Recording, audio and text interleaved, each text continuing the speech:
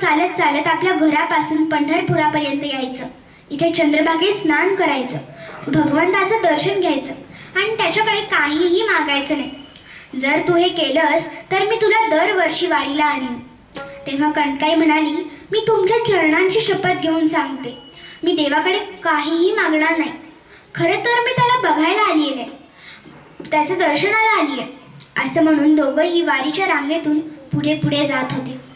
भगवंत विचार करत होता की कधीच कशाचीही अपेक्षा न करणारा हा आपला भक्त कधी आपल्या समोर येतोय आणि कधी मी त्याला आशीर्वाद देतोय असं त्याला झालं होतं. आणि कणकाई भगवंताच्या समोर येऊन उभी राहिली. त्यानं भगवंताचं सुंदर असं रूप डोळ्यात साठवून घेतलं. तिने भगवंताच्या चरणांवर डोकं ठेवलं आणि ती तृप्त झाली, धन्य झाली त्या भगवंताचं दर्शन घेऊन आणि निघाली. तेवढ्यात भगवंतांनी तिला हाक मारली, अगं थांब. ती थांबली, म्हणाली, काय अगं अशी कशी निघालीस, काहीतरी माग. ती म्हणाली, नकोय काही मला, मी तुझ्या दर्शनाने तृप्त झाले, मी काही मागायला नव्हते आले, हवं तर पुन्हा एकदा दर्शन घेते. असं म्हणून तिने पुन्हा एकदा भगवंताच्या चरणांवर डोकं ठेवलं आणि वर बघितलं तर भगवंताच्या जागी महिपत बुवा दिसले. ती थोडीशी गोंधळली, पुन्हा खाली वाकली, पुन्हा वर बघितलं तर भगवंताचं कटेवर हात असणारं रूप दिसलं. असं 2-3 वेळा घडलं आणि मग तिच्या लक्षात आलं की महिपत बुवांच्या रूपात भगवंतांनीच इथं आपल्याला आणलं असणार. तेव्हा तिला अतिशय आनंद झाला आणि ती निघाली. पुन्हा भगवंताने तिला हाक मारली, अगं थांब, काहीतरी माग. ती म्हणाली, नकोय काही मला.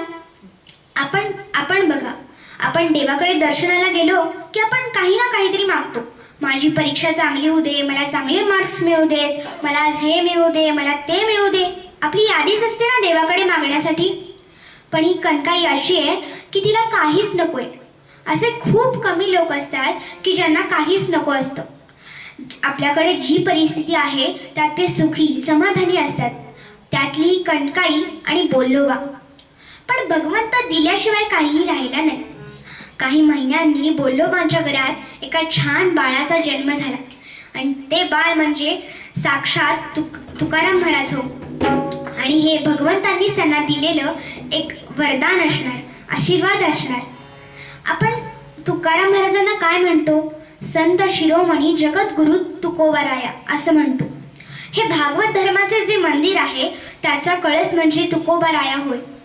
म्हणून मूळ पद्यात आपल्याला तुकाराम महाराज सांगतात, भक्ती ते नमन, वैराग्य तो त्याग, ज्ञान ब्रह्मी भोग, ब्रह्मातनु